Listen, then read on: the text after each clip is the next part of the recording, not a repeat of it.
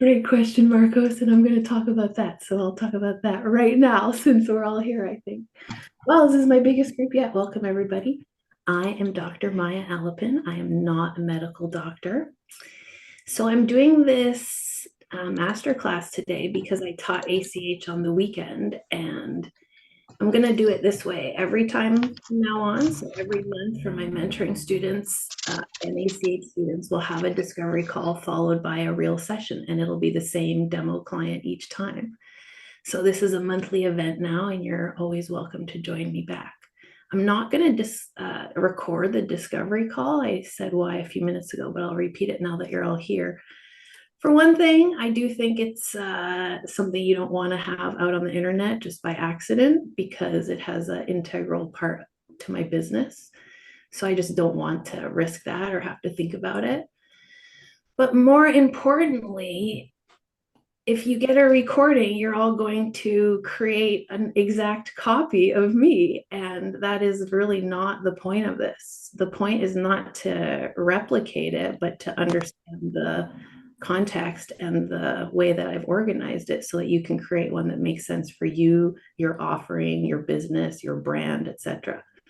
So having the exact video doesn't necessarily help you to do that. So if you feel like you didn't catch it all this time, just come again next time. It's a project in progress. But I am recording. I have a couple of people in Europe who can't be here because of the time, so they're going to get a recording.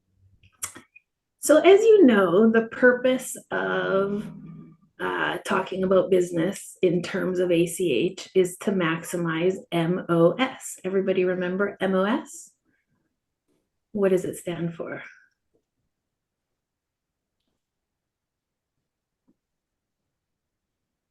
Anybody know from the weekend who was in my course? Pop quiz. Edwin, do you know? Minimum optimum service.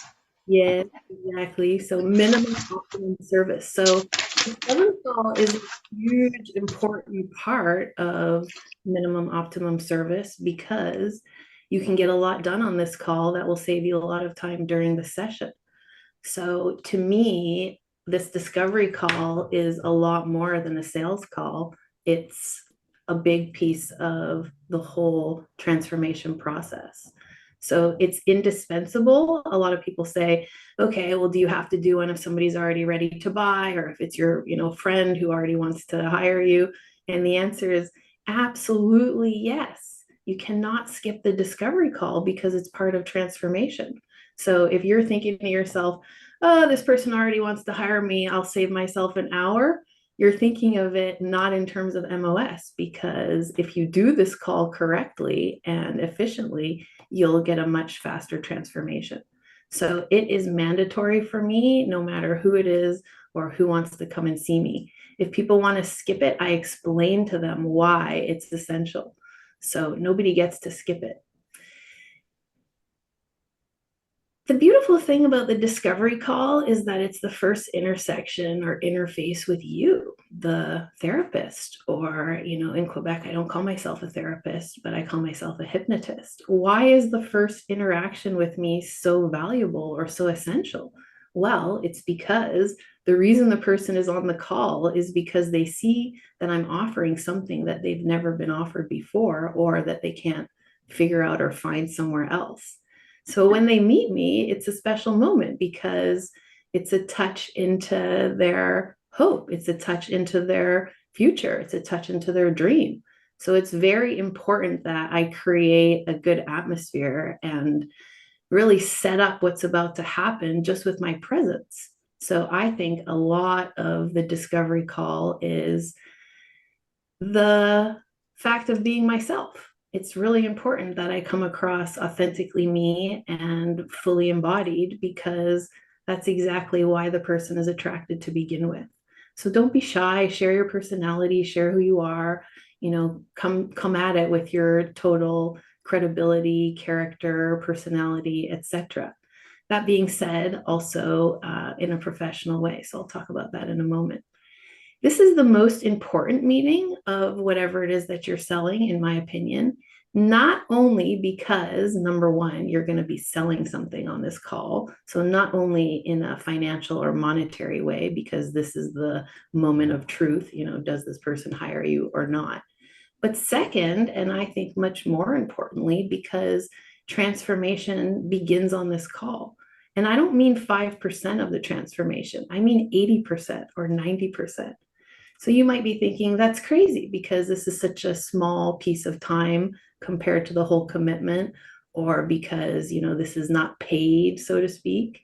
So you might be thinking, well, how could I do 80% of the work on this call?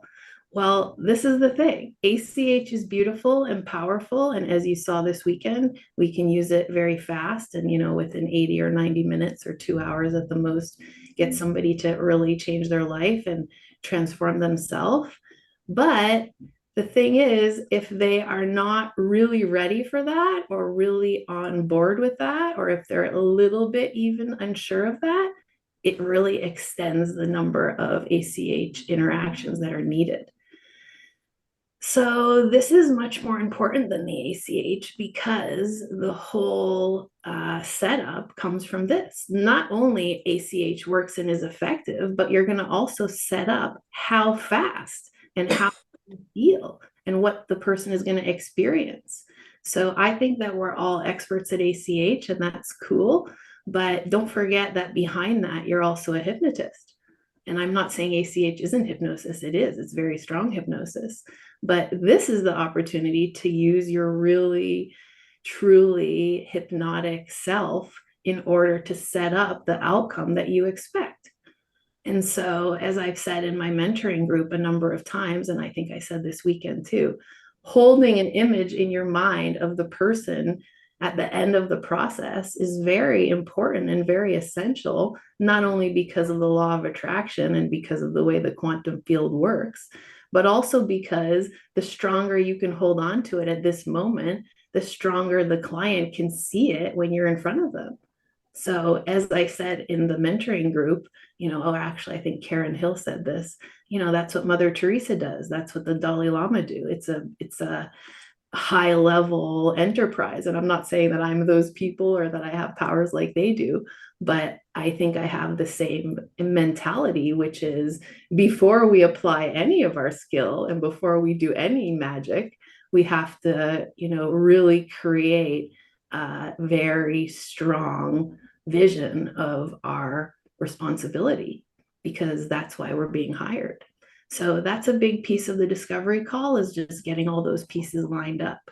So to me, discovery call is MOS because it's doing all of that. Without it, who knows how long this would all take.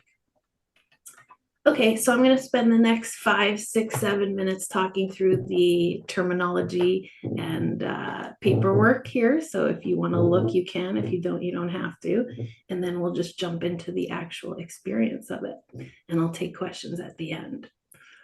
So what I'm teaching you right now is that the discovery call does a lot of work for us. So the paper, the handout lists all the work that the discovery call is going to do. So number one is rapport. Okay, in traditional hypnosis, we spend a ton of time on rapport. We spend a ton of time making sure that we're trusted.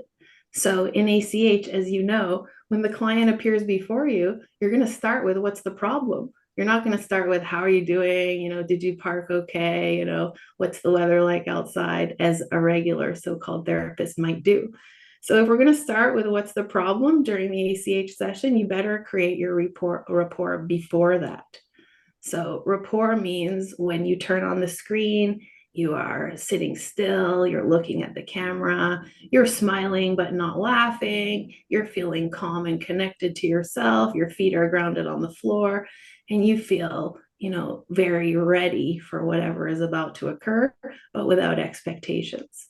So when you turn the camera on, be organized, be professional, be warm, be looking at the camera. The person is very likely to be fumbling around, fixing their audio, fixing, how they look when they see you. They might have some reaction to how they look or how you look or whatever. All of that, you are just maintaining the posture, which is the same posture you would get at a dentist's office or a doctor's office, which is I'm completely confident about what's going to happen. I am happy to see you, and let's get right to the point of you coming here. So empathy, but also impersonal. By empathetic and impersonal, I mean, yes, you're going to listen. Yes, you're going to get involved, but not to the point of crossing any lines, doing anything that one would consider so-called friendly. And the reason for this is because you're the boss. Remember my cup? I always have my cup with me, my boss lady cup. And this is hypnosis too, right? It's because I'm the hypnotist. I'm the one who's going to say how we do it, when, and the person on the call with me is going to adhere to that. So I want to have that feel of this is what we're going to do, but also with warmth. So empathy, but also impersonal. I have 2 business goals on every call.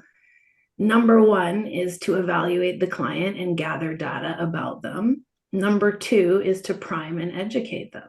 So I'm there not only to meet them, but also to make sure that they know what's going to come when they come to meet me. And this is the only time in the whole process that I use my conscious mind to educate them. So, and I tell them that explicitly. This is the only time that I'm going to speak to you consciously. And the reason we're going to do that is because you need to be educated about what's coming up so that you can make a good decision about whether you want to work with me or not. So you'll see when I start the demo here that I say that during the call.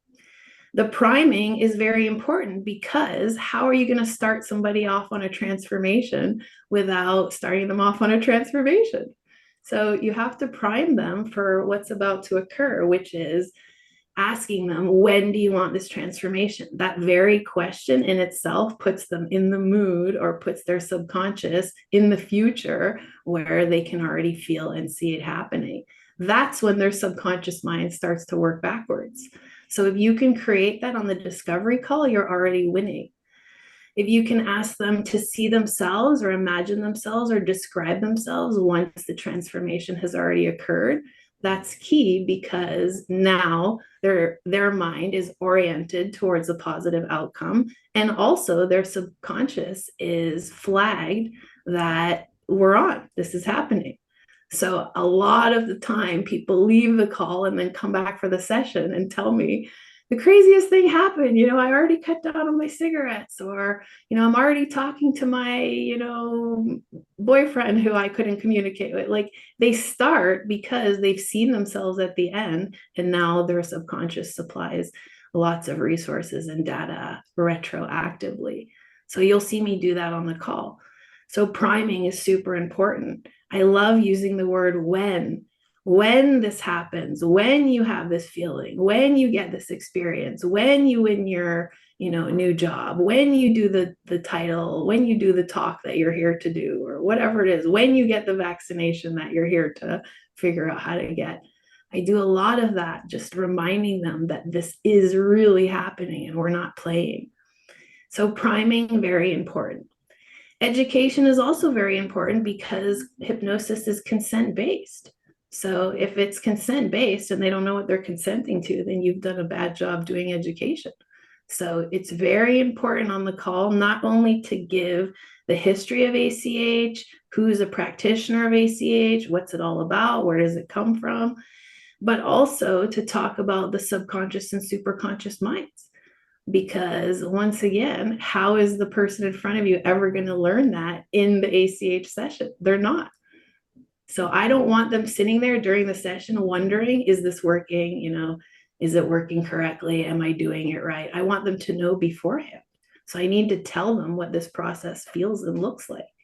So I need to explain to them what is the superconscious and subconscious mind and how is that instrumental in the transformation we're about to snatch for you. So education about ACH, about the modality. I do not give a huge amount of information about myself and my credentials. It's irrelevant. If they want to know that, they can ask you or look at your website or whatever. I do educate about my protocol, again, because they need to know what they're going to be doing and what I expect from them. If I just leave that up to the wind, then I should not be surprised when they're late, forget how long it's going to be, don't do what I say to do after, etc., etc. So the protocol is a big, important piece of the discovery call.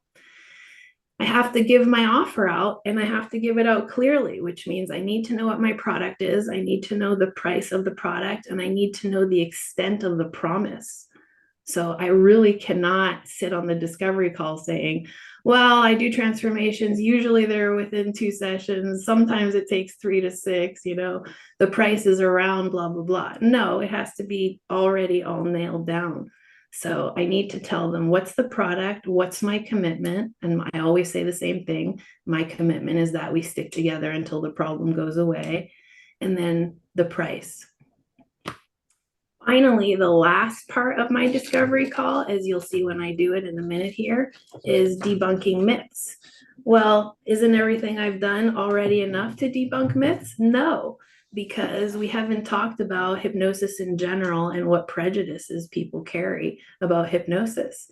And I have a lot of the time when people tell me, no, I'm not scared, or no, I'm all set, or I'm all ready. But then when I get to the question about, well, what do you know about hypnosis? They all have some preconceived idea that they did not volunteer or tell me about.